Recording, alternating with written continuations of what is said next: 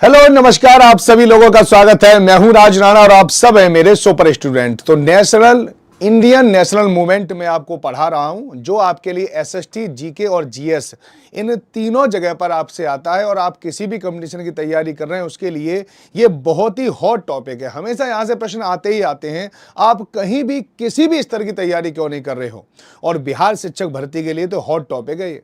इसलिए अगर आप 6 से 8 की तैयारी कर रहे हैं या 9 से 10 की तैयारी कर रहे हैं, या अगर आप किसी भी स्तर की तैयारी क्यों नहीं कर रहे हो, इस टॉपिक को आप अच्छे से पढ़ लो।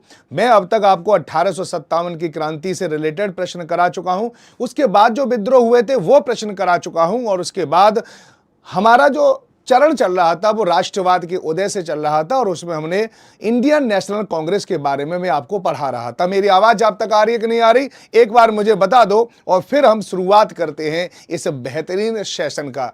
ठीक है, जिसमें मैंने कहा था never give up on your dream, अपने सपनों को कभी मत छोड़ो। ठीक है, सपनों के पीछे लगातार भागते रहो, तब जाके सपने मिलते हैं, ऐसे ही नहीं है ना। अगर आप अपने सपनों को पूरा करना चाहते हैं, तो आप उसमें मेरा सहयोग चाहते हैं, तो SST with Raj Rana Telegram पर आप मुझे ज्वाइन जरूर कर लें, है ना। तो चलें शुरुआत करते हैं भारतीय राष्ट्रीय आंदोलन में। यहां पर मैं आपको बता रहा था कि उदारवादी चरण में अभी हमारा यही चल रहा है अभी, क्योंकि कल कांग्रेस का पूरा जो क्वेश्चन थे वो खत्म नहीं हुए थे, वही चलाएंगे। उदारवादी चरण के बाद हम बहुत जल्दी उग्रवादी चरण में प्रवेश करने वाले हैं, और फिर गांधीवादी चरण, और उसके बाद भारत आजाद हो जाएगा। और जिस दिन भारत आजाद होगा उस दिन मैं आपको पार्टी दूंगा, है ना। समझ में आएगा नहीं। तो चलें शुरुआत करें। तो यहां पर साधना, शना पोद्दार, प्रभा यादव, रूबी, यहां पर विद्या, गीता कुमारी, आप सभी लोगों का स्वागत है। चलें प्रारंभ करते हैं और सबसे पहला प्रश्न लेते हैं आप लोगों के लिए। ये है कल की जिन्होंने क्लास नहीं ली है वो उस क्लास को जरूर ले लें, क्योंकि वहां पर बहुत ही महत्वपूर्ण क्लास हुई थी। ठीक है, और उसी को हम आगे चलेंगे। आज हम भारतीय राष्ट्रीय कांग्रेस के सभी अधिवेशन, जितने भी अधिवेशन अब तक हुए उन अधिवेशन की चर्चा करेंगे, है ना।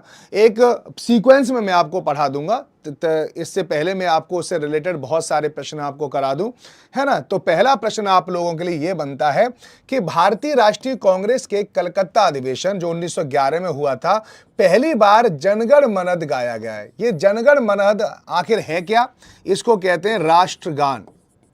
ठीक है नहीं, राष्ट्रगान को नेशनल एंथम बोला जाता है, और इसको 52 सेकंड में गाया जाता है, ये आपको ध्यान रखना है। ठीक है, एक मजे की बात है कि राष्ट्रगान को जो बनाया था वो किसने बनाया था? रविंद्रनाथ टैगोर ने। ठीक है, रविंद्रनाथ टैगोर। और आपको शायद पता होगा कि जो वंदे मातरम गाया गया था वो वंदे मातरम सबसे पहले इन्हीं ने गाया था, और इन्होंने ही राष्ट्रगान लिखा था। और कितनी गजब बात है कि एक देश है जिसका नाम है बांग्लादेश, ठीक है, और देश है भारत, इन दोनों का ही नेशनल एंथम रविन्द्रनाथ टैगोर ने ही बनाया था, आमार सोनार बांग्लो। ठीक है, ये बांग्लादेश का क्या राष्ट्रगान है, और भारत का क्या है? जनगण मन अधिनायक जय हे, जिसे 52 सेकंड में गाया जाता है, और आपातकाल में इसको 10 मिनट 10 सेकंड में भी गाया जा सकता है। ये आपको ध्यान रखना है। पूछा क्या है कि कलकत्ता अधिवेशन जो 1911 में हुआ था उसके अध्यक्ष कौन थे? विशन नारायण दर थे, नवाब सैयद मोहम्मद बहादुर थे, मदन मोहन मालवीय थे, या जेबी कृपलानी थे, है ना। आप बताओ। उषा कुमारी, श्वेता, एएस, कॉमेडी वाली भी आते हैं आप, शना, प्रभा, शिवानी, और भी बहुत सारे लोग हैं ना। चलिए, तो आप इसका आंसर बता दो, और वीडियो को लाइक और शेयर करते हैं, और साथ साथ, है ना, बाद में इंतजार मत करो, फिर आपको मौका नहीं मिलेगा शेयर करने का, है ना। लाइक करने का तो लाइक करते जाया करो, है ना। चलो आगे चलें। तो इसका जो आंसर है वो क्या? विशन नारायण धर, that is the right answer. ये आपको याद रखना, ऐसे प्रश्न आपसे बहुत पूछे जाते हैं। क्वेश्चन नंबर 2 है कि किस अधिवेशन में स्वराज शब्द का पहली बार प्रयोग किया गया था, और इसके अध्यक्ष कौन थे, है ना, किस अधिवेशन में। तो ये प्रश्न है। अब ये प्रश्नों का आपको आंसर बताना है। अच्छा प्रश्न है, ठीक है, आपके जीवन का प्रश्न है, आपके जीवन को आगे बढ़ाने वाला प्रश्न है। तो चलिए प्रश्नों के जवाब देना प्रारंभ कीजिए कि किस अधिवेशन में स्वराज शब्द का पहली बार प्रयोग किया गया था, और इसके अध्यक्ष कौन थे। कलकत्ता अधिवेशन 1906 दादा भाई नौरोजी, कलकत्ता अधिवेशन 1911 बिशन नारायण धर, कलकत्ता अधिवेशन 1901 दिनसा इवाचा, क्या होगा राइट आंसर? चलिए जल्दी जल्दी आंसर बताइए। तो इसका जो राइट आंसर है वो क्या है? कलकत्ता अधिवेशन 1906। यहां पे दादा भाई नौरोजी, है ना, यहीं पर स्वराज शब्द का सबसे पहले प्रयोग किया गया था। ये आपको अच्छे से पता होना चाहिए, है ना। कोई ऐसे भी है सर आप कहे 2 बार लाइक, अच्छा 2 बार लाइक मत करना कहीं, है ना कहीं ऐसा कर दो कि सर मैंने तो आपके कहने से 2 बार लाइक कर दिया था, है ना भैया कम से कम इतने योग यानी इतने आज्ञाकारी बच्चे मुझे नहीं चाहिए कि 2 बार लाइक करें, यानी लाइक एक ही बार कर दें, है ना समझा कि नहीं? चलिए सुनील, है ना, सर आप कहे तो 2 बार लाइक कर दें है तो सब मस्त आदमी कचू सही, है ना। चलो कोई बात नहीं, अब मस्त हो तो आप टीचर भी बहुत मस्त बनोगे, मस्त वाले टीचर बनोगे, है ना। चलो क्वेश्चन नंबर तीसरा क्या है कि कांग्रेस के किस अधिवेशन में सभी सदस्यों को खादी वस्त्र पहनना अनिवार्य कर दिया था? देखिए क्वेश्चन कितना मजेदार है। क्वेश्चन आपने पढ़ा ही नहीं होगा शायद, मुझे जहां तक लग रहा है आपने नहीं पढ़ा होगा, इसलिए मैं आपको पढ़ा रहा हूं। चलिए इसका आंसर बताइए। आंसर यानी क्वेश्चन क्या पूछा, देखो कितना मस्त क्वेश्चन है कि किस अधिवेशन में सभी सदस्यों को खादी वस्त्र पहनना अनिवार्य कर दिया था, है ना। अब खादी वस्त्र क्यों पहन रहे थे? याद रखो खादी वस्त्र किससे बनता है? कपास से बनता है, तो आपको पता है। कपास से फिर क्या बनता है? सूत बनता है, और सूत से क्या बनता है? कपड़ा बनता है। और ये कपड़ा किससे बनता है? ये सूत किससे बनता है? चरखे से, ठीक है नहीं। और यही क्या खादी कपड़ा है जो घर में बनता है, ये आप याद रखो। अब ज्यादा से ज्यादा अगर आप खादी खरीदोगे तो ज्यादा से ज्यादा सूत काता जाएगा, ठीक है। सूत कौन कातेगा? लोग कातेंगे, जिससे कि भारत में रोजगार की वृद्धि होगी। और हम तो यही चाहते थे ना कि भारत में रोजगार की वृद्धि हो, स्वदेशी अपनाई आ जाए, ठीक है। इसीलिए तो हम खादी को प्रोत्साहित कर रहे थे। ऐसा थोड़ी था कि हमें खादी से कोई विशेष लगाव था कि खादी बहुत बेहतरीन कपड़ा होता, नहीं, ठीक है। ये स्वदेशी था, तो अगर स्वदेशी वस्तुओं की डिमांड बढ़ेगी तो वहां पर रोजगार जनरेट होगा और हम कम से कम अंग्रेजों का सामान नहीं खरीदेंगे। तो उसी के आसपास होगा जब स्वदेशी आंदोलन चला था, ये आपको पता होना चाहिए। तो राइट आंसर क्या है? गुवाहाटी अधिवेशन में हो गया था, है ना। ये तो लेट हुआ था। गुवाहाटी अधिवेशन 1926, बहुत समय ले लिया था हमने। इसका मतलब इस अधिवेशन की अध्यक्षता श्रीनिवास अय्यंगार ने करी थी। ये भी आपको याद रखना। As right answer. ये आपने पढ़ा ही नहीं होगा, मुझे जहां तक लग रहा है बिल्कुल नहीं पढ़ा होगा आपने, है ना। अच्छा पढ़ा है तो क्या बात है, सबका आंसर सही लगा है, ठीक है। बुला लाओ सीबीआई एटीट्यूड, किसको बुला के लेके आ रहे हो तुम, है ना? दया को बुला रहे हो क्या? किस अधिवेशन में गांधी इरविन पैक्ट को मंजूरी मिली थी? देखो गांधी इरविन पैक्ट आखिर हुआ क्यों था, ये जरूर याद रखना। क्योंकि आपको पता है कि इंग्लैंड में यानी लंदन में, अगर मैं आपसे बात करूं कि लंदन में क्या था, गोलमेज सम्मेलन हो रहा था। अब गोलमेज सम्मेलन में क्या था कि कांग्रेस ने मना कर दिया कि हम तो भैया गोलमेज सम्मेलन में नहीं जाएंगे, हमें कोई मतलब नहीं है गोलमेज सम्मेलन से, हम शामिल नहीं होंगे गोलमेज सम्मेलन में।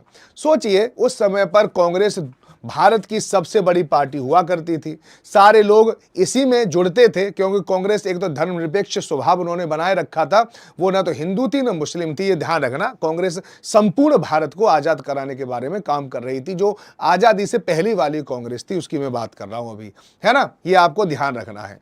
तो ये क्या था, गोलमेज सम्मेलन थी। वहीं मुस्लिम लीग क्या थी, वो पूरी की पूरी तरह से एक तरह से कट्टरवादी संस्था थी अगर देखा जाए, और उनका मूल उद्देश्य था कि किस प्रकार से मुसलमानों की ही, ठीक है, केवल और केवल उनका फोकस मुसलमानों की स्थिति को सही करना था, ठीक है। गलत नहीं है, लेकिन एक संपूर्ण देश के लिए ज्यादा अच्छा होता कि अगर वो मुस्लिम के साथ हिंदू, सिख, ईसाई सबकी स्थिति को आगे सही करने के लिए काम करती तो ज्यादा अच्छा होता, है ना।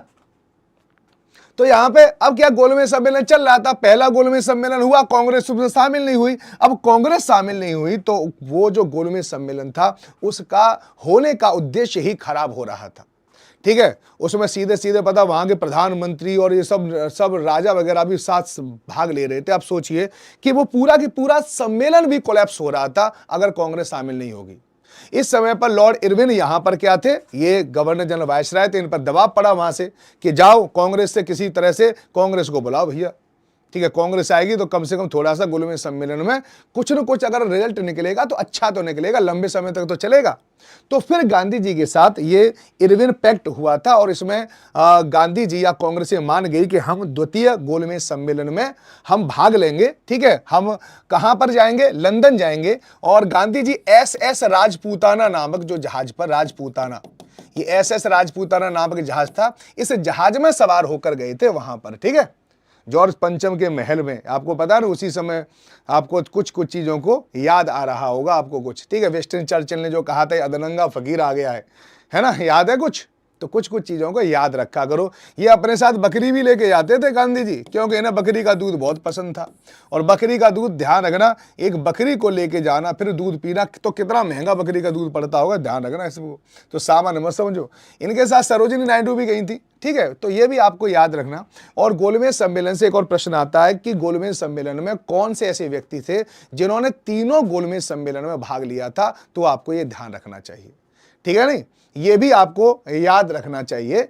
ठीक है ना, तो चलिए, पहला तो ये हो गया, दूसरी चीज ये हो गई। तो आंसर क्या है इसमें? कराची अधिवेशन 1931, जिनकी अध्यक्षता वल्लभ भाई पटेल ने करी थी, जो भारत के पहले गृह मंत्री बने थे। यह भी आपको पता होना चाहिए। बारदौली सत्याग्रह इन्हीं पर समर्पित था और यही वो व्यक्ति थे जो राष्ट्रीय एकता के प्रतीक हैं और इन्होंने भारत को विभाजित होने से बचा लिया था, वरना भारत छोटे छोटी श्रृंखलाओं, छोटे छोटे द्वीपों में बट जाता। अगर मैं ज्यादा बड़ी बात नहीं कर रहा हूं, भारत के 500 टुकड़े हो चुके होते अगर ये भाई साहब नहीं होते, है ना। तो इनके बारे में, इसीलिए इनके जन्मदिन पर मनाया जाता है नेशनल इंटीग्रिटी डे। और इसीलिए इनकी मूर्ति बनी हुई है कहां पर? गुजरात में। ठीक है, नर्मदा नदी के किनारे पर जाके आप देख लीजिए तो आपको पता चलेगा। तो आंसर क्या था? डॉक्टर भीमराव अंबेडकर। ये तीनों ही गोलमेज सम्मेलन में शामिल हुए थे, ये आपको ध्यान रखना चाहिए। और गांधी जी या कांग्रेस ने केवल और केवल द्वितीय गोलमेज सम्मेलन में भाग लिया था, क्योंकि उस समय भारत में सविनय अवज्ञा आंदोलन चल रहा था और इरविन ने कहा था कि ऐसा, आप सविनय अवज्ञा आंदोलन को वापस ले लो और आप वहां शामिल हो जाओ। ठीक है, फिर भी बात नहीं बनी, सीधी बात है कि बात नहीं बनी। तो गांधी जी ने दोबारा आके सविनय अवज्ञा आंदोलन को दोबारा से प्रारंभ कर दिया था, ये आपको ध्यान रखना है ना।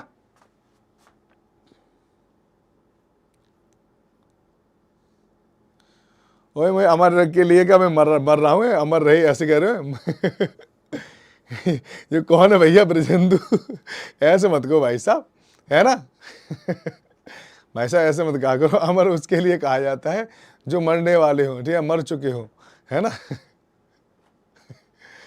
जिंदाबाद कही जाती है, जय कही जाती है। इतना ज्यादा प्रेम में मत पड़ो है। चलो, आंसर अगला प्रश्न देख लेते हैं। अगला प्रश्न क्या है? ठीक है, कौन सा प्रश्न आ गया? ये तीसरा है, चौथा था, और चौथे के बाद क्या था? पांचवा, है ना। ये पांचवा प्रश्न है कि वर्ष 1907 में सूरत में भारतीय राष्ट्रीय कांग्रेस के विभाजन के मुख्य कारण क्या थे? चलिए इसका आंसर बताओ, है ना। चलो जल्दी जल्दी आंसर बताओ। कौन कौन आंसर बताएगा? जल्दी जल्दी आंसर बताओ, है ना। चलो ये बताओ कि 1907 में सूरत विभाजन जानते हो? सूरत का विभाजन नहीं हुआ था, इसमें कांग्रेस का विभाजन हुआ था। मुख्य कारण क्या था? लॉर्ड मिंटो द्वारा भारतीय राजनीति में सांप्रदायिकता का प्रवेश करना, यह कारण था। आगे देखिए, अंग्रेजी सरकार के साथ नरम पंथियों की वार्ता करने की क्षमता के बारे में चरम पंथियों में विश्वास का अभाव, मुस्लिम लीग की स्थापना, भारतीय राष्ट्रीय कांग्रेस का अध्यक्ष निर्वाचित हो सकने में अरविंद घोष की असमर्थता। बताइए क्या कारण था कि जिसकी वजह से सूरत में 1907 में कांग्रेस का विभाजन हो गया था? चलिए जल्दी जल्दी बताओ, कितने लोग हैं जो जल्दी जल्दी बताएंगे और जो गलत भी नहीं करेंगे? उन्हें गलत भी नहीं करना है और जल्दी जल्दी बताना भी है। दो दो काम करने हैं, तो उस काम को करना प्रारंभ कर दीजिए। चलिए आंसर बताओ इसका, है ना। आंसर बताइए। तो इसका जो राइट आंसर है वो क्या है? बी है। अंग्रेजी सरकार के साथ नरम पंथियों की वार्ता करने की क्षमता के बारे में चरम पंथियों में विश्वास का अभाव। ठीक है, बात क्या थी? इसका मुख्य कारण मैं आपको बता दे रहा हूं। ये जो विभाजन था ना, वो 1906 में ही हो जाता। ऐसा नहीं कि 1907 में इन्होंने इंतजार किया था, 1906 में ही होना था। ये पक्का था कि 1906 में होना था। लेकिन एक बात याद रखना, सर आशीर्वाद तो दे दीजिए, अच्छा यूनिक गर्ल, चलिए आपका सिलेक्शन हो जाए जल्दी, यही आशीर्वाद है मेरा, है ना। बी इज ऑलवेज राइट, ऐसा नहीं है, मेरा तो सबको ही आशीर्वाद है। मैं चाहता हूँ जितने भी स्टूडेंट मुझे देखते हैं और एक दिन मुझे मिलें और कहें कि सर मैं तो 1100 करोड़ का करोड़पति बन चुका हूँ। मैं ऐसे तुम्हें यही आशीर्वाद नहीं देता, तुम सोच रहे हो तुम नौकरी लग जाए। मैं चाहता हूँ तुम में से हर एक व्यक्ति कम से कम 1100, 1200, 1400, 1500 करोड़ के मालिक बने, है ना। तो प्रार्थना यानी मुझसे पता आशीर्वाद ऐसे लिया करो। नौकरी तो लगी जाएगी, नौकरी तो मैं आपको लगवा दूंगा, बस आप मुश्किल से 6-7 घंटे मुझे अपना टाइम दे दो, उसके बाद नौकरी तो मैं लगवा ही दूंगा। ठीक है, नौकरी से आगे भी मुझे आपको बहुत कुछ देना है। ठीक है, तो आप ध्यान रखो। ये हो गया आपका 6वां प्रश्न। महात्मा गांधी ने निम्नलिखित भारतीय राष्ट्रीय कांग्रेस के अधिवेशन में किस अधिवेशन में सर्वप्रथम भाग लिया था? एक और प्रश्न है ना। ये आपसे मैंने प्रश्न क्यों पूछा है? क्योंकि इसलिए पूछा है क्योंकि महात्मा गांधी 1915 में भारत में वापस लौट आए थे सदा के लिए। ठीक है नहीं, 1800 कब गए थे? 1897 में गए थे, 1893 में गए थे, बताओ।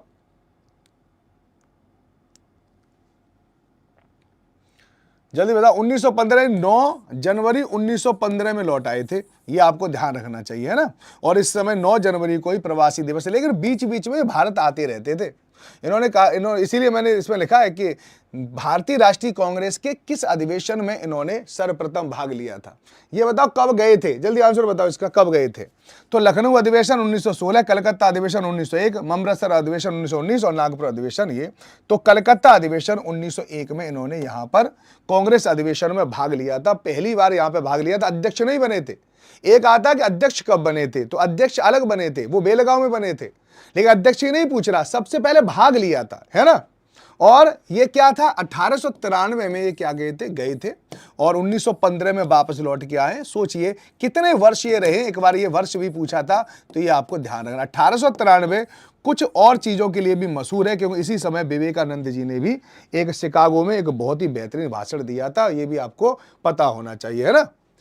महात्मा गांधी ने भारतीय राष्ट्रीय कांग्रेस के किस अधिवेशन की अध्यक्षता करी थी? अगला प्रश्न ये है, ये 7वां प्रश्न है आप लोगों के लिए, है ना। देखो ये प्रश्न आ गया, तो कब भाग लिया था वो अलग प्रश्न है, वो अलग प्रश्न है, ध्यान रखना, है ना। कुछ ज्यादा आशीर्वाद दे दिए, हाँ तो सही है, तो आशीर्वाद ऐसे दिया करो, है ना।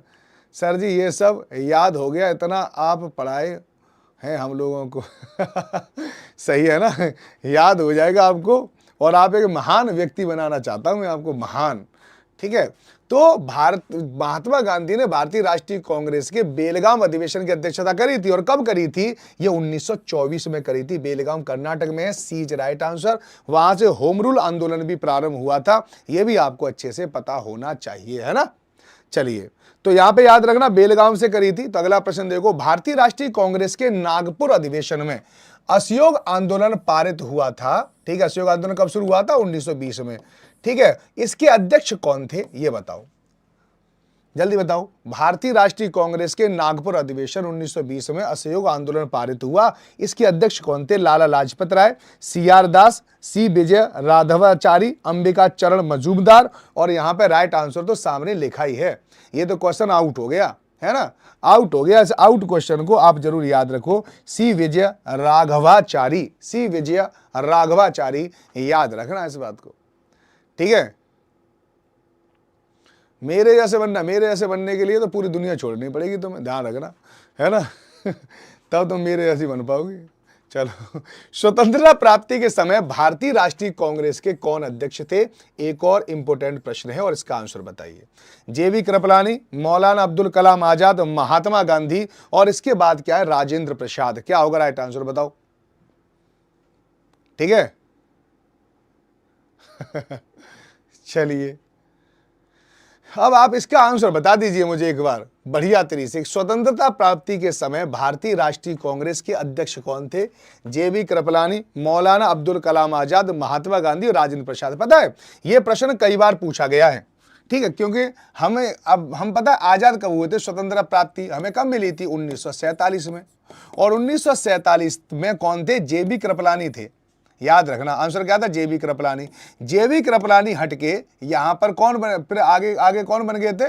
डॉक्टर राजेंद्र प्रसाद। और आगे चलकर वही कौन बन गए थे? ये भी आपको याद रखना, ये बन गए थे भारत के राष्ट्रपति डॉक्टर राजेंद्र प्रसाद, जो आपको अच्छे से याद रखना है ना।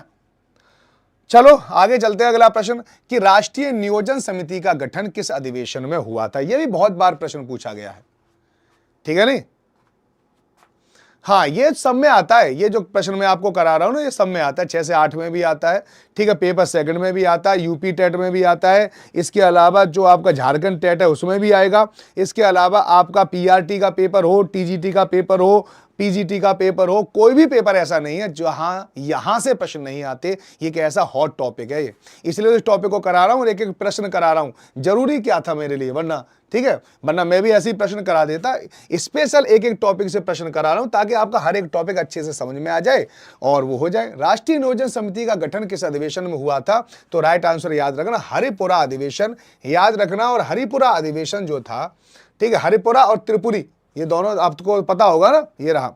भारतीय राष्ट्रीय कांग्रेस की अध्यक्षता सुभाष चंद्र बोस ने हरिपुरा गुजरात में की, जिसमें राष्ट्रीय नियोजन समिति का गठन किया। पुनः दूसरी बार 1939 में सुभाष चंद्र बोस को त्रिपुरी, ठीक है, में अध्यक्ष चुना गया। महात्मा गांधी के समर्थित पट्टाभी सीतारामैया को हराया था। तो 1938 हरिपुरा अधिवेशन में राष्ट्रीय नियोजन समिति का गठन किया गया था।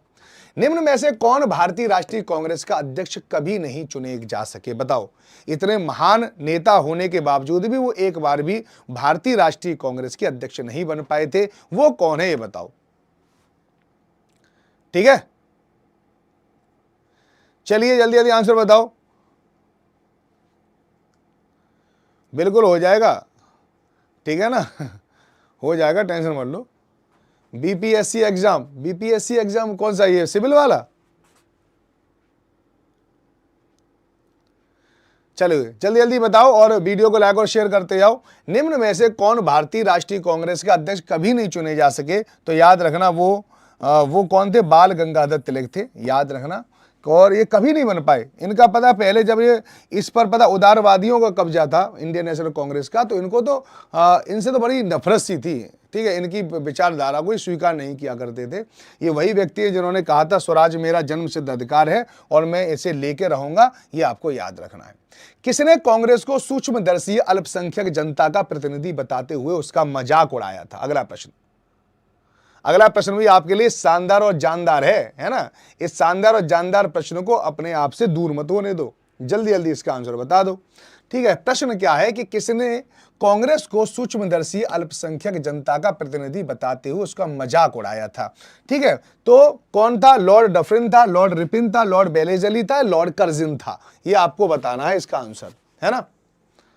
इसका आंसर बताओ जल्दी, क्या होगा इसका राइट आंसर? राइट आंसर जल्दी बताओ। तो आंसर क्या होगा इसका? लॉर्ड डफरिन, ठीक है। डफरिन के समय पर ही ये बनी थी और धीरे धीरे इसमें राष्ट्रवादिता के गुण बढ़ते गए। तो डफरिन फिर ये कांग्रेस से ये नफरत करने लगा था और बाद में ये कहता था कि यार ये कांग्रेस कुछ नहीं है, इसकी औकात क्या है, ठीक है, इसके तो 2-4 तो लोग हैं और ये शिक्षित लोगों की है, इसकी जो जनता तक तो कोई पकड़ नहीं है, वैसे कुछ नहीं है, बकवास है ये, और कुछ दिनों बाद ये अपने आप मर जाएगी, अपना दम तोड़ देगी और खत्म हो जाएगी। ये ऐसी सोचती है इनकी भाई साहब की, है ना?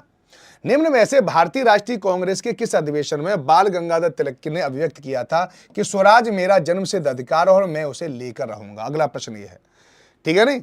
यानी बाल गंगाधर तिलक ने यह कहा था स्वराज मेरा जन्मसिद्ध अधिकार और मैं इसे लेके रहूंगा। ये किस अधिवेशन में कहा था ये पूछ रहा है, ठीक है नहीं? जल्दी जल्दी बताओ।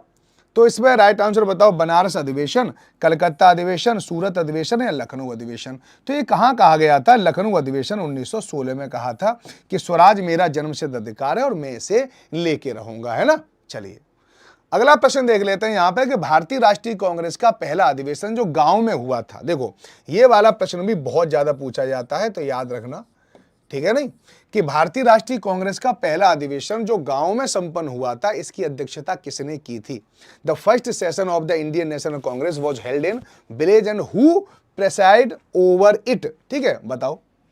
यहां पर देखो अच्छा प्रश्न है कि गांव में हुआ था। अब गांव कौन सा था ये आपको ध्यान रखना, फैजपुर गांव था, ठीक है, 1937 में हुआ था और जवाहरलाल नेहरू ने इसकी अध्यक्षता करी थी। 3 फैक्ट हैं जो आपको याद रखने चाहिए यहां पर, क्योंकि ऐसे प्रश्न आपसे बहुत ज्यादा पूछे जाते हैं, है ना? अगला प्रश्न देखो कि किस भारतीय राष्ट्रीय कांग्रेस के अधिवेशन में जवाहरलाल नेहरू ने समाजवाद को भारत की समस्याओं को हल करने की कुंजी बताया था? इन्होंने कहा था कि भारत में जितनी भी समस्याएं उसका एक ही समाधान है, समाजवाद, ठीक है, ये समाजवादी पार्टी अलग है, याद रखना। समाजवाद, समाजवाद मतलब होता है जहां पर उत्पादन की सारी क्रियाओं में केवल और केवल किसका हाथ होना चाहिए? सरकार का हो, और सरकार का सभी संपत्तियों पर नियंत्रण होना चाहिए। याद रखना, धन का एक ही व्यक्ति में केंद्रण नहीं होना चाहिए, धन का समान रूप से सभी जगह वितरण होना चाहिए। यह समाजवादी व्यवस्था है, और समाजवादी व्यवस्था धन के समान वितरण से ही संबंध रखती है कि किसी एक के अंदर ज्यादा से ज्यादा पैसा ना आ जाए। ठीक है, सारे समाज में बराबर बराबर पैसे जाना चाहिए, यह था। तो सब समस्याओं का इन्होंने बताया था कि समाजवाद को भारत की समस्याओं को हल बताया था। तो ये बी इज राइट आंसर। ये लखनऊ अधिवेशन 1936 में बताया था, ये आपको ध्यान रखना है। भारतीय राष्ट्रीय कांग्रेस के अध्यक्ष जो सेशन प्रारंभ में ही जेल चले गए थे, याद रखना। भारतीय राष्ट्रीय कांग्रेस के कौन से अध्यक्ष थे जो प्रारंभ में ही जेल चले गए थे? एक और प्रश्न आप लोगों के लिए जो महत्वपूर्ण प्रश्न है ना? समझ आ गया नहीं? कितने बढ़िया बढ़िया प्रश्न करा रहा हूं आपको। ये प्रश्न आपने ज्यादातर देखे नहीं होंगे, बहुत सारे प्रश्न तो सुने नहीं होंगे। ऐसे ऐसे प्रश्न करा रहा हूं। और बाकी आप काम करो, आप वीडियो को लाइक शेयर करो, ज्यादा से ज्यादा लोगों के पास, ज्यादा से ज्यादा लोग जुड़ें और ये सारे प्रश्न औरों के पास भी पहुंचे। भारतीय राष्ट्रीय कांग्रेस के अध्यक्ष जो सेशन के प्रारंभ में ही जेल चले गए थे, वो कौन थे? CR दास थे। ये आपको याद रखना, चित्तरंजन दास, चित्तरंजन दास का नाम याद रखना। ठीक है, ये थे। भारतीय राष्ट्रीय कांग्रेस तथा मुस्लिम लीग दोनों ने लखनऊ में किस वर्ष अधिवेशन किया था जिसमें लखनऊ समझौता हुआ? देखो, हमारे यहां पर सबसे ज्यादा अगर कोई कमी रही है, ठीक है, वो कांग्रेस की एक कमी रही कि 1916 में लखनऊ समझौता हुआ। ये लखनऊ समझौते क्यों हुआ, ये कभी आप सोचना तो आपको पता चलेगा। यहीं पर शायद भारत के विभाजन की एक कहते हैं ना कि कहीं पर कील गाड़ दी थी, वहीं से विभाजन हमारा भारत का प्रारंभ हो गया था। ठीक है, हुआ क्या था कि आपको शायद पता होना चाहिए कि 1906 में मुस्लिम लीग की स्थापना हुई ढाका के द्वारा, यानी ढाका में हुई थी। ठीक है, बहुत सारे लोग थे उसमें, मैं आगे जाके चर्चा करूंगा। और मुस्लिम लीग का जो मुख्य उद्देश्य क्या था कि भारत में, ठीक है, मुसलमानों का जो का विकास करना और उन्हीं के हित की रक्षा करना, यानी मुस्लिम हित की रक्षा करना मुस्लिम लीग का मुख्य उद्देश्य था, है ना? ये आपको ध्यान रखना धीरे धीरे करके। और अब क्या हुआ, इन्होंने क्या किया कि इन्हें लगा कि ऐसा है कि मुस्लिम हित की रक्षा तब होगी जब हम अंग्रेजों की क्या करेंगे, अंग्रेजों से हम आजादी नहीं मांगे, हम क्या करेंगे, अंग्रेजों को सपोर्ट करेंगे। इसलिए इन्होंने क्या किया कि मुस्लिम वर्ग को धीरे धीरे अंग्रेजों के जो खिलाफ था, आप 1857 में देखोगे और 1905 के बंगाल विभाजन में देखोगे तो एक बड़ा मुस्लिम वर्ग क्या था, वो आजादी में बिल्कुल साथ दिया और आजादी के लिए उन्होंने खूब खून बहाया है।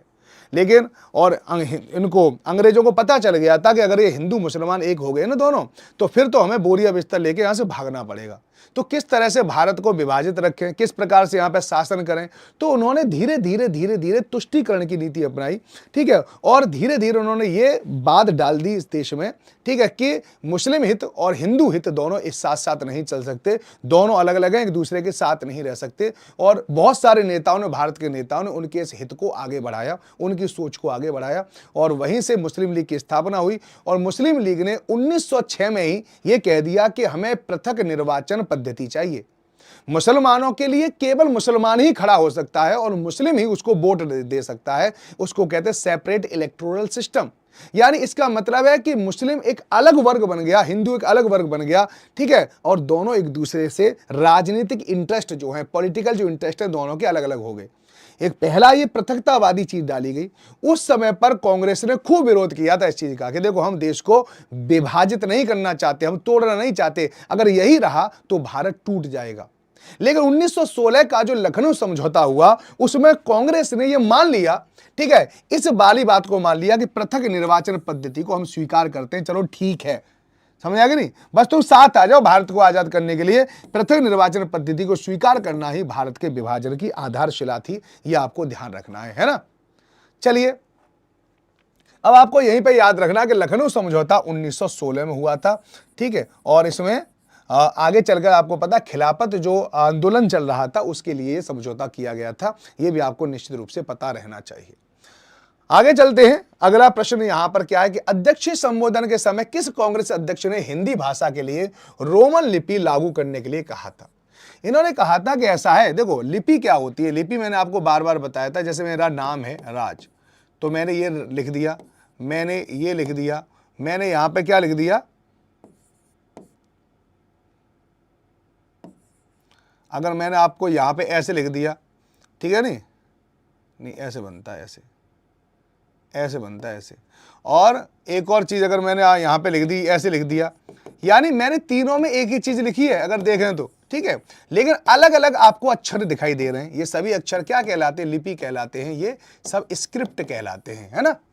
तो इन्होंने कहा कि जो हम हिंदी बोलते हैं हिंदी के लिए, लेकिन हिंदी को हम ऐसे ना लिखें। हिंदी को हम कैसे लिखें? ऐसे लिखें, जैसे मैं आगरा जाता हूं तो हम ऐसे लिखें, मैं आगरा जाता हूं, ठीक है, इस तरह से कहा। तो इन्होंने कहा कि हिंदी के लिए रोमन लिपि को लागू करने की वकालत की थी। वो कौन थे? इसमें राइट आंसर बताओ जल्दी, ठीक है, नहीं वो सुभाष चंद्र बोस थे, महात्मा गांधी थे, अब्दुल कलाम आजाद थे। शॉकिंग है ये आपके लिए, ये याद रखना, शॉकिंग, यानी सुभाष चंद्र बोस ने ऐसा कहा था, ध्यान रखना, ठीक है, शॉकिंग है ना। आपको लगेगा कि सर वो कैसे रोमन लिपि की कह सकते हैं, ठीक है, रोमन लिपि तो अंग्रेजों की है, तो वो अंग्रेजों की ऐसे कैसे कह सकते हैं, लेकिन आपको याद रखना है कि कही थी उन्होंने, ठीक है, नहीं। तो ये कुछ चीजें ऐसी हैं जो आपको अच्छे से पता होना चाहिए। ओके, आगे चलते हैं। कांग्रेस ने प्रथम बार मुस्लिम समुदाय के लिए पृथक निर्वाचन प्रणाली को स्वीकार कर लिया था, वह वर्ष था, देखो अभी अभी मैंने एक प्रश्न आपको बताया था और उसी प्रश्न से रिलेटेड दूसरा प्रश्न है ना, बिल्कुल उसी प्रश्न से रिलेटेड दूसरा प्रश्न है और इस प्रश्न का आंसर आप देंगे, ठीक है, नहीं चलिए जब देंगे तो आंसर बताओ, जल्दी जल्दी बताओ, है ना। तो आपको क्या बताना है कि कांग्रेस ने प्रथम बार मुस्लिम समुदाय के लिए पृथक निर्वाचन प्रणाली स्वीकार की थी और कब करी थी? 1916 में लखनऊ समझौता, जिसकी अध्यक्षता अंबिका प्रसाद ने मजूमदार ने करी थी। ये आपको ध्यान रखना। कुछ ऐसे फैक्ट हैं जो आपके दिमाग में कसे रहने चाहिए, कस जाने चाहिए, वो फैक्ट वो दूर नहीं होने चाहिए आपसे, ध्यान रखना इस बात को। निम्नलिखित भारतीय राष्ट्रीय कांग्रेस के किस अधिवेशन में महात्मा गांधी को चंपारण के किसानों की समस्याओं से अवगत कराया था? किसने कराया था? ये तो आपको पता होना चाहिए निश्चित रूप से, ठीक है। जो लोग बिहार के हैं वो इस क्वेश्चन का जरूर जवाब देंगे, ठीक है, नहीं। रामचंद्र शुक्ल का नाम आपने निश्चित रूप से सुना भी होगा और जाना भी होगा। रामचंद्र शुक्ल, है ना, यही क्या गए थे? गांधी जी को चंपारण की समस्या के बारे में इन्होंने बताया था। कौन से अधिवेशन में बताया था? वहां भाषण देने का उन्हें मौका मिला था, उसी समय उन्होंने बताया था। तो बताओ क्या आंसर है, जल्दी बताओ। तो इसका राइट आंसर क्या है? यहां पे लखनऊ अधिवेशन 1916 में ही बताया था, क्योंकि आपको पता है कि चंपारण आंदोलन हुआ था 1917 में शुरू, है ना, 1917 में। और इसको तीन कठिया आंदोलन भी कहा जाता है, इसको नील आंदोलन भी कहा जाता है, इसके विभिन्न अलग अलग नाम हैं। अंततः यहाँ पर सत्याग्रह का पहला प्रयोग हुआ, सबसे पहले अवज्ञा का प्रयोग हुआ, यहाँ पर बहुत महत्वपूर्ण है। और गांधी जी का भारत में पहला ऐसा आंदोलन जो सफल हुआ था वो भी चंपारण ही था, ठीक है। तो कितने लोग चंपारण के हैं वो एक बार यस यस लिखें, ठीक है। तो चंपारण चंपारण लिखें अपने कमेंट बॉक्स में जो चंपारण के हैं, है ना, अगर नहीं है तो भी लिखते रहें चंपारण के, ठीक है। तो ऐसी चीज़ों को आपको याद रहना चाहिए। आइए, आज का इतिहास तो नहीं है ये, लेकिन ये तो बाद में लिख गया, लेकिन फिर भी मैं आपको बता रहा हूं कि अब मैं आपको सारे अधिवेशन में एक एक दो दो लाइन में आपको बता दूंगा, तो आपको ध्यान रखना, ठीक है। सारे अधिवेशन में देखो, आपको मैं सारे अधिवेशन लेके आया हूं ताकि क्या है कि एक बार यहां से कभी भी प्रश्न आपका गलत ना हो। देखो ये इतना बेहतरीन आपके लिए मैं बनाता हूं, बहुत टाइम लगाता हूं आपके लिए, है ना, किसी तरह से बस आपका सिलेक्शन हो जाए। ये एओ ह्यूम है, इनका नाम आपको सुन लो। और 28 दिसंबर 1885 को कांग्रेस की स्थापना हुई थी, ठीक है। और कलकत्ता हाई कोर्ट में वकील थे WC बैनर्जी, वो इसकी अध्यक्ष थे, ये आपको ध्यान रखना। कलकत्ता हाई कोर्ट के वकील थे, ठीक है। इनका नाम आपने सुना होगा, अगर नहीं सुना है तो आइए आप यहां पे सुन लीजिए, ठीक है। सबसे पहला जो अधिवेशन था वो 1885 मुंबई में आयोजित किया। अध्यक्ष कौन थे? WC बैनर्जी, याद रखना।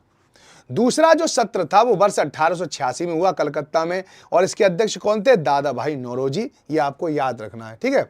इतना सुपर आपको नोट्स देखा है आपने किसी का? ये बताओ पहले तो, है ना, बताओ, इतना सुपर आपने नोट्स नहीं देखा होगा, ये बता रहा हूं। कोई भी यूट्यूब पे जो पढ़ाता हो तो बता देना, हाँ पेड क्लास में किसी की मिल जाए तो अलग बात है, वैसे नहीं मिलेगा आपको।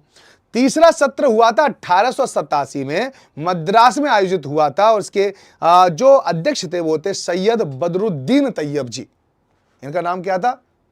बदरुद्दीन तैयब जी, याद रखना। यह पहले मुस्लिम अध्यक्ष थे, यह आपको ध्यान रखना है।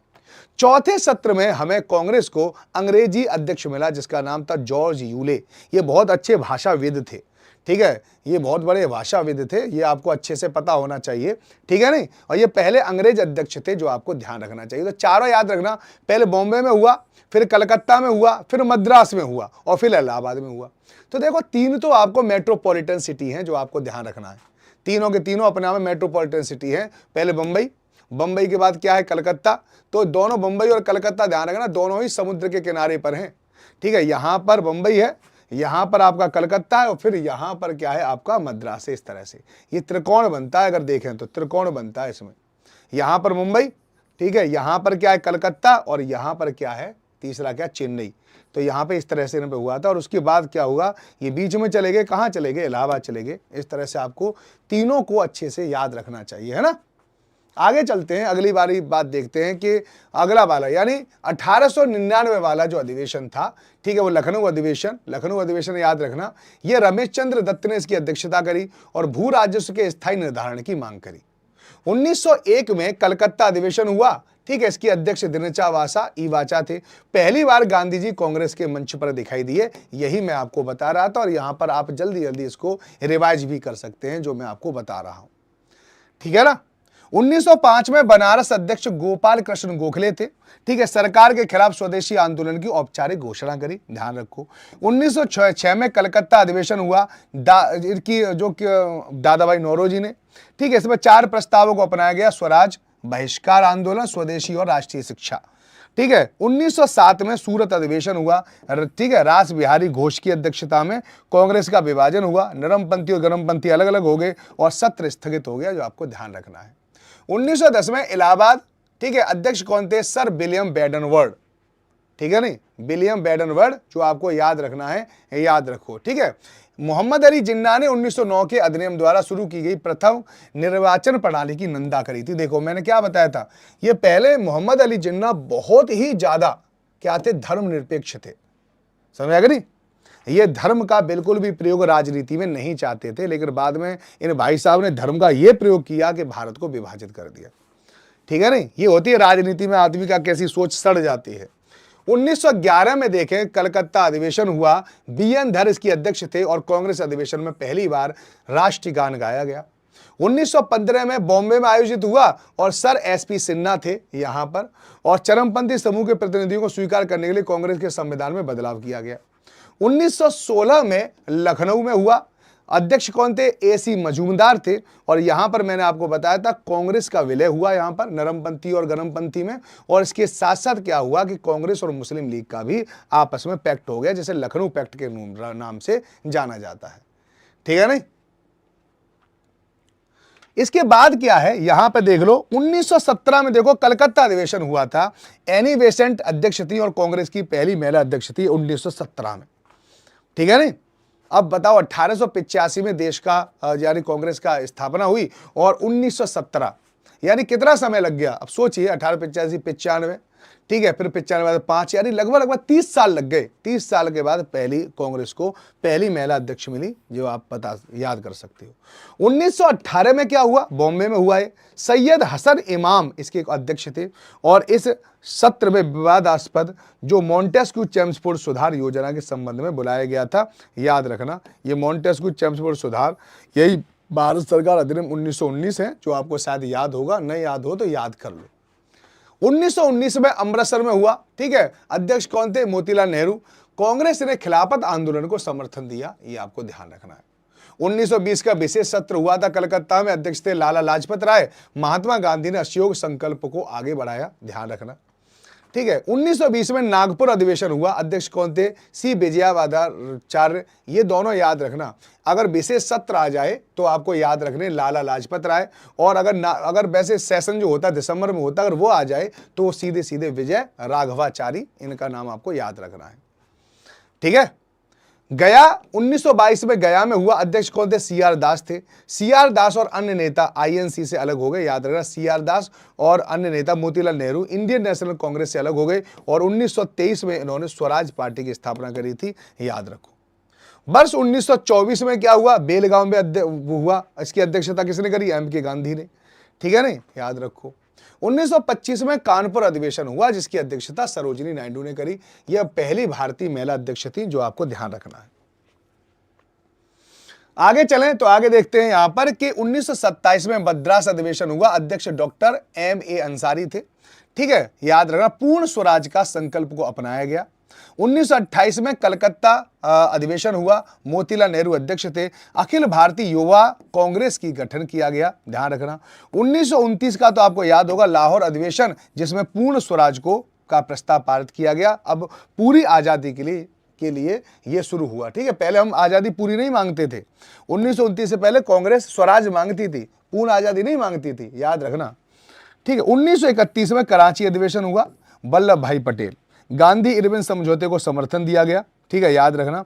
इसी में था महात्मा गांधी लंदन होने वाले दूसरे गोलमेज सम्मेलन में इंडियन नेशनल कांग्रेस का प्रतिनिधित्व करने के लिए नामांकित किए गए, ये आपको ध्यान रखना है। 1934 में बॉम्बे में हुआ। डॉक्टर राजेंद्र प्रसाद थे। कांग्रेस के संविधान में संशोधन किया गया। 1936 में लखनऊ में हुआ। जवाहरलाल नेहरू ने अध्यक्षता करी। जवाहरलाल नेहरू द्वारा समाजवादी विचारों को प्रोत्साहित किया गया। 1937 में फैजपुर जवाहरलाल नेहरू ने किया। किसी गांव में होने वाला पहला अधिवेशन था, यह भी आपको याद रखना, जो अभी मैंने आपको पढ़ा दिया था। इसके बाद 1938 में हरिपुरा सम्मेलन हुआ, जिसमें सुभाष चंद्र बोस थे। ठीक है, जवाहरलाल नेहरू के नेतृत्व में राष्ट्रीय योजना समिति की स्थापना की। तो देखो, राष्ट्रीय योजना समिति के अध्यक्ष कौन थे, तो आप याद रखना, जवाहरलाल नेहरू। 1939 में त्रिपुरी राजेंद्र प्रसाद। अब कहोगे सर त्रिपुरी में तो सुभाष चंद्र बोस थे। हाँ, 1939 का चुनाव हुआ था, आपको पता होना चाहिए, और उसमें कौन जीते थे, सुभाष चंद्र बोस जीते थे। और गांधी जी ने कह दिया कि ऐसा है कि सुभाष चंद्र बोस की जीत में मेरी हार है, इसलिए सुभाष चंद्र बोस ने इस्तीफा ही दे दिया कि भैया जाओ। उनके बाद यहां पर राजेंद्र प्रसाद आए थे, यही राजेंद्र प्रसाद जो आप नाम लिखा हुआ है। 1940 में राष्ट्रपति, ठीक है, इसके जो अध्यक्ष कौन थे, अब्दुल कलाम आजाद थे। ठीक है, ये सबसे कम उम्र के अध्यक्ष बने थे, याद रखना, है ना। और 1941 से लेकर 1945 तक कोई भी अधिवेशन नहीं हुआ था, ध्यान रखना। इस समय पर मौलाना अब्दुल कलाम आजाद ही अध्यक्ष रहे थे। तो सबसे लंबे समय तक कौन अध्यक्ष रहा, इसका अगर क्वेश्चन आ जाए तो यही आंसर है। 1946 में अध्यक्ष JB कृपलानी थे, और 47 जब आजादी मिली तब भी यही थे, और 1947 में जाकर डॉक्टर राजेंद्र प्रसाद बन गए थे। इतने सारे अधिवेशन मैंने आपको एक ही में करा दिए हैं, ये सब मैं आपको बता रहा हूं, ठीक है नहीं। बात समझ आ गई नहीं।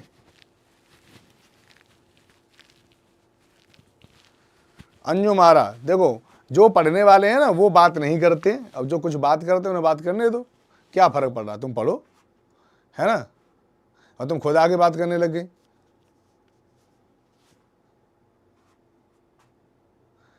ठीक है नहीं, चलो आगे चलते हैं। अगला प्रश्न, निम्न में से किस एक आंदोलन ने भारतीय राष्ट्रीय कांग्रेस के विभाजन में योगदान दिया, जिसके परिणाम स्वरूप नरमपंथी और चरमपंथियों का उदय हुआ, बताइए। भारतीय राष्ट्रीय कांग्रेस की ये वाली बात आपको पता होना चाहिए, इंडियन नेशनल मूवमेंट का। और इंडियन नेशनल मूवमेंट में आप देख सकते हो कि कौन सा आंदोलन था जिसने कांग्रेस यानी जिसने नरमपंथ कांग्रेस का विभाजन कर दिया। ठीक है, और इसी आधार पर किया था, यह हुआ था बंगाल विभाजन पे, याद रखना, बंगाल विभाजन। मैंने आपको क्या बताया था, बंगाल विभाजन अंग्रेजों ने की सोची समझी चाल थी। बंगाल को विभाजित कर दिया गया ताकि बंगाल में उठती हुई राष्ट्रवादिता को वो धीरे धीरे खत्म कर पाए, अलग अलग कर पाए, है ना। तो बंगाल विभाजन में जो इससे खुश नहीं थे उन्होंने आंदोलन कर दिया। अब आंदोलन कर दिया तो आंदोलन के परिणाम स्वरूप हुआ क्या, ये आपको पता होना चाहिए। तो धीरे धीरे पूरे बंगाल में फैल गया। इसके बाद इसकी आंच जो है वो बंगाल से बाहर निकली और ये पूरे भारत में फैलने लगा। जब ये पूरे भारत में फैलने लगा तो कांग्रेस के जो नरमपंथी जो लोग थे उन्होंने कहा कि देखिए, हमारा उद्देश्य अंग्रेजों को कोई नुकसान पहुंचाना नहीं है, अंग्रेजों को परेशान करना नहीं, हम अंग्रेजों को परेशान नहीं करेंगे, इसलिए इसका जो प्रभाव है वो केवल और केवल बंगाल में रहने दो, बाहर नहीं लेके जाते हैं। तो जो उग्रवादी व्यक्ति थे वो इसको लेके जाना चाहते थे पूरे भारत में, और नरमपंथी चाहते थे कि आंदोलन केवल यहीं रहे। ठीक है, बंगाल विभाजन से जो आंदोलन उपजा था उसको स्वदेशी आंदोलन कहते हैं। तो स्वदेशी आंदोलन के दौरान ही यानी 1905 में स्वदेशी आंदोलन शुरू हुआ था और 1907 में बंगाल का विभाजन हो गया था, ये आपको ध्यान रखना है।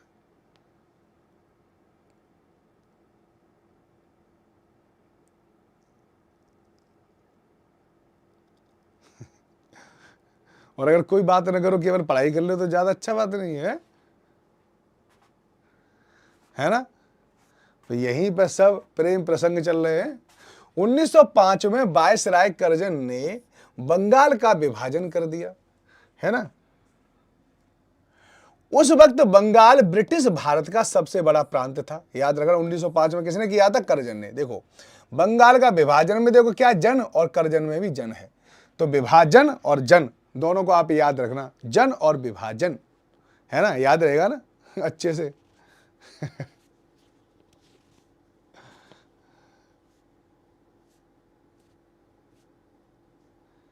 सर पीडीएफ बजे दीजिए प्लीज। अच्छा पीडीएफ भी दे दें? पीडीएफ तब मिलेगी जब आप कभी एक बार इसको 500 से ज़्यादा ऊपर कर दोगे वॉचिंग को, तब मैं पीडीएफ देना शुरू करूँगा। अब इसलिए नहीं दे रहा हूँ मैं पीडीएफ। समझ आ गया नहीं? वॉचिंग बढ़ाओगे ना तब पीडीएफ मिलेगा आपको, इतनी मेहनत करूँ मैं, है ना। चलो, और बाद में लोग पता है आते हैं सब लोग देखने, लेकिन बाद में देखते हैं। मैं चाहता हूँ लाइव देखा करो कम से कम, ठीक है, बाद वाले भी लाइव देखा करो। बिहार और उड़ीसा के कुछ भाग भी उस समय पर बंगाल का हिस्सा थे। अंग्रेजों का कहना था कि प्रशासनिक सुविधा को ध्यान में रखते हुए बंगाल का विभाजन या बंटवारा किया है। अगर अंग्रेजों से पूछा कि ऐसा तो बंगाल का विभाजन कर क्यों रहे हो? बंगाल कोई आज वाला बंगाल नहीं था। बंगाल, बिहार, उड़ीसा, ये तुम्हारा बिहार भी उसी में था, उड़ीसा भी उसी में था, बांग्लादेश भी उसी में था। समझ में आ गया नहीं? तो ये आपको ध्यान रखना बहुत बड़ा था। तो अंग्रेजों से कहा कि ऐसा है, तुम क्यों बंगाल का विभाजन कर रहे हो? तो अंग्रेजों ने कहा कि देखो इतना बड़ा वो है राज्य है, अब इसका प्रशासन करना बहुत टिपिकल हो जाता है, इसलिए कर रहे हैं।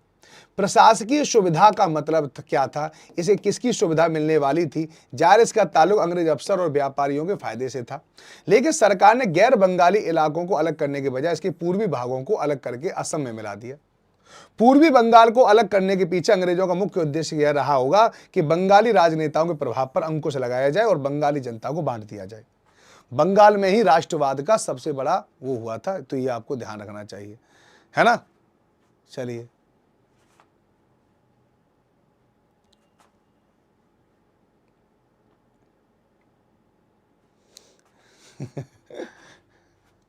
बंगाल के विभाजन से देश भर में गुस्से की लहर फैल गई। मध्यम मार्गी और आमूल परिवर्तनवादी कांग्रेस के सभी धड़ों ने इसका विरोध किया। विशाल जनसभाओं का आयोजन किया गया, जुलूस निकाले गए, ठीक है, जनप्रतिनिधियों के नए नए रास्ते ढूंढे गए। इससे जो संघर्ष उपजा उसे स्वदेशी आंदोलन के नाम से जाना जाता है। यह आंदोलन बंगाल में सबसे ताकतवर था, परंतु अन्य इलाकों में भी इसकी गूंज देखी गई। उदाहरण के रूप में देखो ये प्रश्न आया है, यह प्रश्न आया है कि आंध्र प्रदेश के डेल्टा इलाकों में स्वदेशी आंदोलन को किस नाम से पुकारा जाता है? तो आंसर था वंदे मातरम। ठीक है नहीं, याद रखना वंदे मातरम आंदोलन, ये आपको अच्छे से पता होना चाहिए, ठीक है नहीं। स्वदेशी आंदोलन के ब्रिटिश शासन का विरोध किया गया और स्वयं सहायता, स्वदेशी उद्यम, राष्ट्रीय शिक्षा और भारतीय भाषा के उपयोग को बढ़ावा दिया गया, ठीक है नहीं। देखो अब यहां पर स्वदेशी आंदोलन था तो स्वदेशी सामान भी तो होने चाहिए। तो क्या क्या स्वदेशी, वही चीज बात हो रही थी कि स्वयं सहायता ये शुरू करो, स्वदेशी उद्यम शुरू करो, राष्ट्रीय शिक्षा को शुरू करो, ठीक है, भारतीय भाषाओं का उपयोग करो।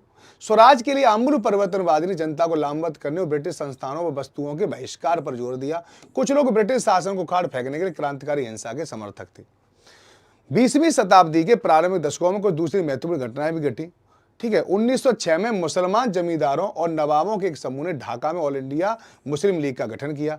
लीग ने बंगाल विभाजन का समर्थन किया। देखो बेटा याद रखना इस वाली बात को, कभी प्रश्न आ जाए तो यहां से घबराना नहीं है ना। घबराना इसलिए नहीं है क्योंकि मैं आपको यहां पे बता रहा हूं कि बंगाल विभाजन का समर्थन किसने किया, तो आप याद रखना कि मुस्लिम लीग ने किया था, क्योंकि उसके एजेंडा को यह सूट करता था, ठीक है ना, याद रखना इस बात को। 1909 में सरकार ने मान लिया। अब इन्होंने क्या कि मुसलमानों के लिए अलग निर्वाचन की व्यवस्था की जाए, यानी मुसलमानों के लिए अलग निर्वाचन की मांग किसने करी थी? मुस्लिम लीग ने करी थी। और अंग्रेजों को पता थी, अंग्रेजों ने तो अब बताओ 1906 में डिमांड करी, 9 में पूरी कर दी, 3 साल। तो अंग्रेज का कितना बड़ा हाथ रहा होगा मुस्लिम लीग में, आप खुद सोच सकते हो, ठीक है। इसलिए तो चलिए ये सारी चीज तो हम आगे बताते रहेंगे, बता ही दिया था। बंगाल का विभाजन किस वर्ष रद्द कर दिया गया था, ये आप बताओ, ठीक है नहीं। बंगाल का विभाजन, देखो जब भी मैं आपको बंगाल की बात करूंगा ना, बंगाल, तो बंगाल का मतलब था उस समय पर बंगाल जो था वो क्या था? उस समय पर का बंगाल में आज का बंगाल, फिर बिहार, उड़ीसा, बांग्लादेश, असम, इन सबको मिला दिया जाए तो उस समय का बंगाल था, है ना, उस समय का बंगाल था। ये आपको अच्छे से पता होना चाहिए। अब यहां पे देखो, बंगाल का विभाजन किस वर्ष रद्द कर दिया गया था? 6 में, 9 में, 11 में या 13 में? क्या होगा राइट आंसर बताओ। तो राइट आंसर क्या है इसमें? सीधी बात, 1911 में किया गया था। 3 इज राइट आंसर, है ना। अब यहां पे देखो सारी चीजें। 1905 में बंगाल का विभाजन जिसने रद्द किया उसका नाम क्या था? ये था भाई साहब का, ठीक है ना, इसका नाम था Lord hoarding. Hoarding hoarding hoarding की तरह ही खड़ा हुआ है, होर्डिंग लगाते हैं सड़क वड़क के किनारे, ऐसे ही नहीं लग रहा? देखना गौर करके, ऐसे ही लग रहा है ना, है ना। जैसे किसी ने होर्डिंग लगा दी हो, ऐसे ही खड़ा हुआ है बेचारा, है ना। 1905 में बंगाल का विभाजन हुआ। इसका विभाजन लॉर्ड कर्जन ने किया। विभाजन की घोषणा 20 जुलाई 1905 को की गई। बंगाल विभाजन 16 अक्टूबर 1905 को प्रभावी हुआ। बंगाल का विभाजन अंग्रेजों द्वारा भारत में फूट डालो और राज करो की नीति पर अमल करने के लिए किया गया। स्वदेशी आंदोलन बंगाल के विभाजन के खिलाफ मुख्य विरोध प्रदर्शनों में एक था। बंगाल का विभाजन 1911 में रद्द कर दिया गया। इसे लॉर्ड होर्डिंग ने रद्द कर दिया। 1947 में भारतीय विभाजन के एक हिस्से के रूप में बंगाल का दूसरी बार विभाजन हुआ और उससे बांग्लादेश का निर्माण हो गया। यह आपको ध्यान रखना चाहिए। अगला प्रश्न, निम्न में से किसने स्वदेशी आंदोलन के माध्यम से उपनिवेशक शासक के प्रति उदारवादी, क्रमिक और प्रेरक दृष्टिकोण की वकालत करी थी? यहां पर यह आंसर बता दो। तो आंसर तो इसमें है ही नहीं, मैं आपको बता दे रहा हूं, गोपाल कृष्ण गोखले जो राइट आंसर है ना, ये आपको याद रखना है। आंदोलन की जड़ें विभाजन विरोधी आंदोलन में थी, जो चलो इसको छोड़ते हैं। बंगाल विभाजन के बाद शुरू हुआ स्वदेशी आंदोलन डेल्टाई आंध्र में किस नाम से जाना जाता है? देखो ये एनसीईआरटी पढ़ने से फायदा होता है, ये एनसीईआरटी में ही है, इसके अलावा किसी भी किताब में कोई क्वेश्चन नहीं दे रखा, ठीक है नहीं।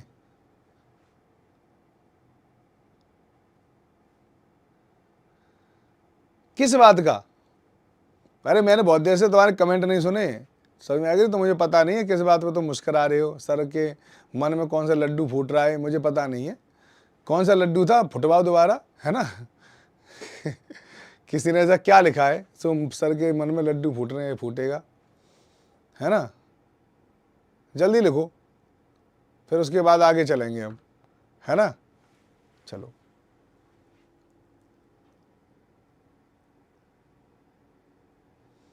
अच्छा। सही है, सही है। अकेले के लिए तुम सबके साथ मुस्कुरा रहा हूं, इतने सारे तो लोग हैं, तुम सबके साथ ही, तुम्हें मेरी मुस्कुराहट हो सब। बंगाल के विभाजन के बाद शुरू हुआ स्वदेशी आंदोलन डेल्टाई आंध्र में, ठीक है, वंदे मातरम आंदोलन के रूप में जाना जाता है। ये आपको ध्यान रखना, एक इज राइट आंसर, है ना। ये तो है, बताया था ना।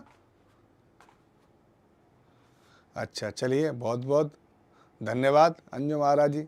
साइड हो जाइए सर थोड़ा सा, मैं पूरा साइड हो जा रहा हूँ, क्यों टेंशन ले रहे हो? थोड़ी देर में जा ही रहा हूँ, वैसे क्लास का टाइम हो गया है मेरा, ठीक है। तो तुम यहीं पे खड़े रहना, मैं जा रहा हूँ, साइड होके जा रहा हूँ, है ना। चलो, वंदे मातरम आंदोलन याद रखना। स्वदेशी आंदोलन के संदर्भ में निम्नलिखित कथनों पर विचार कीजिए। इसने देसी शिल्पकारों के कौशल तथा उद्योगों को पुनर्जीवित करने का योगदान किया। स्वदेशी आंदोलन के एक अवयव के रूप में 1906 में राष्ट्रीय शिक्षा परिषद की स्थापना हुई। उपयुक्त में से कौन सा कथन सही है? केवल एक, केवल दो, एक और दो, दोनों सही, और ना तो एक ना तो दो सही। क्या होगा राइट आंसर? राइट आंसर अब आपका आना चाहिए, निश्चित रूप से आना चाहिए आपका आंसर, है ना। बताओ तबस्सुम परवीन जी, क्यों हंस रही हैं आप, बताओ पहले, है ना। चलें तो चल दे, इसका दोनों आंसर सही है, ए और दो दोनों ही आपको याद रखना है ना। मुस्लिम लीग की स्थापना कब हुई थी? ये भी बताओ, मैं आपको बता चुका हूं तो क्या बताऊं इसका, है ना, कि मुस्लिम लीग की स्थापना कब हुई थी? तो 1906 में हुई थी, ढाका में हुई थी, याद रखना, है ना। और मुस्लिम लीग का गठन देख लो, इसकी स्थापना 1906 में आगा खान, ढाका के नवाब सलीमुल्लाह और नवाब मोहसिन उल मुल्क के नेतृत्व में की गई थी। तीनों के नाम याद रखना, पहले का नाम क्या था? आगा खान था, दूसरे का ढाका का नवाब समीउल्लाह था, और नवाब मोहसिन उल मुल्क था, है ना। बकार उल मुल्क मुस्लिम लीग के पहले अध्यक्ष थे, ये भी आप याद रखना, ये वाला। इसने बंगाल विभाजन का समर्थन किया, स्वदेशी आंदोलन का विरोध किया और अपने समुदाय के लिए विशेष सुरक्षा उपायों, मुसलमानों के लिए एक अलग निर्वाचन मंडल की मांग करी। मोहम्मद अली जिन्ना 1913 में मुस्लिम लीग में शामिल हुए। ये भाई साहब को देख लो, 1913 में ये मुस्लिम लीग में शामिल हो गए थे, ये भाई साहब, है ना, ध्यान रखो। 1930 में इकबाल ने फ्रंटियर प्रांत बलूचिस्तान, सिंध और कश्मीर संघ का सुझाव दिया। महासंघ के भीतर एक मुस्लिम राज्य के रूप में उन्होंने परिकल्पना की।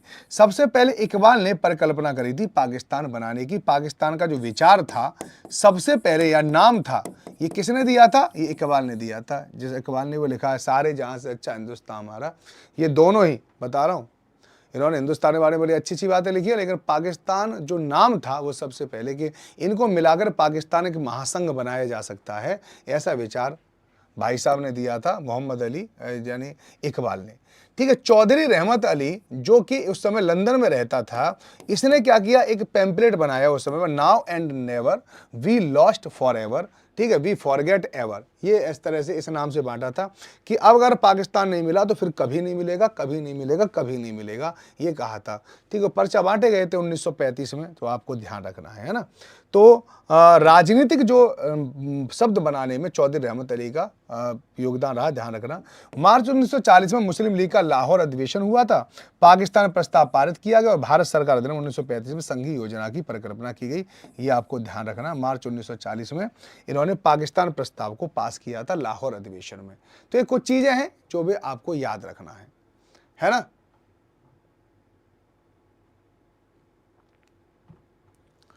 जिन्होंने देश बंटवा दिया उनको तो पता है वो करना चाहिए, वो तो पता है बहुत सारे मुस्लिम भारत के बहुत ही राष्ट्रभक्त थे, ठीक है नहीं, जैसे मौलाना अब्दुल कलाम आज़ाद, इनकी वजह से पता पूरा भारत इस तरह से वो नहीं हुआ कि हिंदू मुसलमानों में बटा, नहीं तो इन्होंने खूब कोशिश करी थी कि भारत को पूरी तरह से, बुरी तरह से इसको विभाजित कर दिया जाए, ठीक है नहीं। ओके सर, इसका पीडीएफ दे दीजिएगा। हाँ पीडीएफ मिल जाएगा, जो क्यों टेंशन ले रही हो, लेकिन ये सब वादा करो कि तुम कम से कम 500 इसमें वॉचिंग पहुंच पाओगे तो मैं अभी डालूं, है ना। चलो पहली बार चलो यहाँ तक खत्म हो गया, इतना ही मुझे आज पढ़ाना था तुम्हें, ठीक है, यही सारे क्वेश्चन मुझे आज करवाने थे। तो चलिए, तो हम आपसे अभी मिलते हैं, और पहले मैं आपको, चलो पीडीएफ आपके सामने डाल दे रहा हूँ इसका, ठीक है, मैं आपको पीडीएफ अभी डाल दे रहा हूँ, वरना फिर आप कहोगे सर पीडीएफ तो डाल ही नहीं है। लो पीडीएफ, तुम भी क्या याद रखोगे, है ना।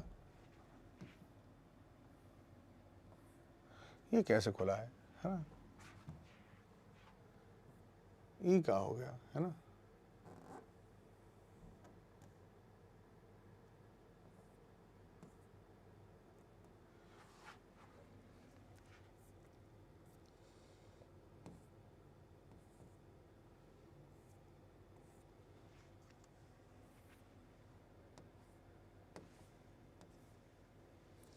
ये क्या हो गया है।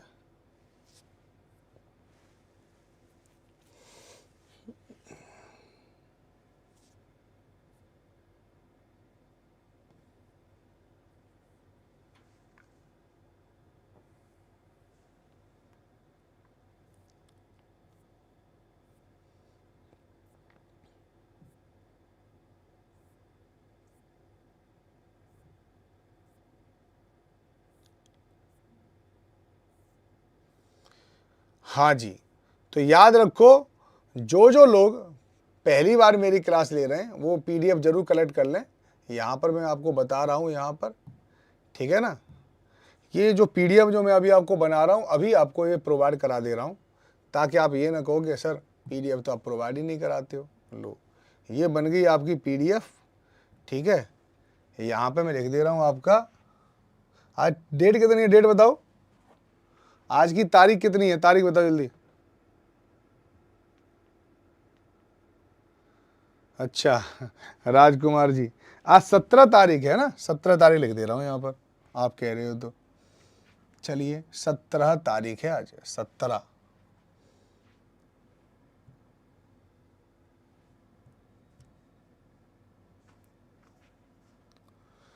जो अभी तक मेरे साथ नहीं जुड़े हैं वो आप SST with Raj Rana Telegram से जरूर जुड़ जाएं। यहाँ पर आपको पीडीएफ मिलेगी, है ना, ये आपको क्या मिलेगी, यहाँ पर पीडीएफ मिलेगी, ये आपको ध्यान रखना। ये रहा SST विद राज राणा, ये दिखाई दे रहा ना, SST विद राज राणा, यहीं पर आपको मैं पीडीएफ प्रोवाइड करा दूंगा, ध्यान रखो, ठीक है नहीं। ये रहा, और यहीं पर मैं आपको पीडीएफ प्रोवाइड करा दे रहा हूँ, ताकि आप फिर ये ना कहोगे कि सर पीडीएफ नहीं प्रोवाइड कराते। देखो ये पहुँच गई आपके पास पीडीएफ, है ना। और जो लोग मुझसे और भी ज़्यादा चीज़ें पढ़ना चाहते हैं, अगर आप बिहार के कोर्स में आप सम्मिलित होना चाहते हैं, अगर आपने कोर्स परचेज नहीं किया है, ठीक है नहीं, परचेज नहीं किया है, तो आप एक काम जरूर करें कि आप यहाँ पे आ जाएं नीचे, और नीचे आने के बाद आपका यहाँ पे मोर आता है, इसके बाद यहाँ पर पूरा के पूरे सारे लिंक दे रखे हैं कोर्स परचेज करने के। जैसे ये रहा लिंक, यहाँ से आप सीधे सीधे कोर्स को परचेज कर सकते हो। 1670 रुपये में आपको मात्र कोर्स मिल जाएगा आज भी, ठीक है। तो आप इस कोर्स को परचेज कर सकते हो, इसमें कोई भी कूपन लगाने की जरूरत नहीं, क्योंकि मेरा कूपन पहले से इसमें लगा हुआ है ना। बिना कूपन के कम से कम ये 1900 के रुपए के आसपास मिलेगा, है ना। चलिए, तो एक काम करते हैं, आज इस क्लास को यहीं पर समाप्त कर देते हैं, क्योंकि मातों में बंद कर दिए। तो आप ध्यान रखें, और ऐसे ही 3 बजे आप याद रखें, और 3 बजे ज़्यादा से ज़्यादा संख्या में आएँ, और इस पूरे के पूरे स्वतंत्रता आंदोलन को आप अच्छे से याद कर लें, समझ लें, क्योंकि यहाँ से भरपूर प्रश्न आते हैं, भर भर के प्रश्न आते हैं। चलिए, नमस्कार, आप सब लोगों का दिन शुभ हो। जय हिंद। सर, आपका नाम क्या है? मेरा नाम भी नहीं पता तुम्हें? ये इतना ऊपर भी लिखा हुआ था, राज राणा, है ना, ठीक है। चलिए, तो अभी हम इस क्लास को यहीं पे समाप्त करते हैं, और फिर मिलेंगे आपसे।